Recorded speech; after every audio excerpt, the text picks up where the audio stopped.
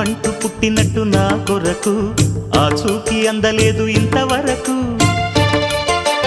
వచ్చింది గాని ఈడు ఒంటి వరకు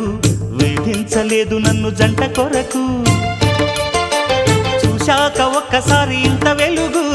నా వంక రాను అంది కంటి కునుకు ఈ అల్లరి గారడి నీ లీల అనుకోనా నీ పేరు ప్రేమ అవునా ఇవాళే నిన్ను పోల్చుకుందా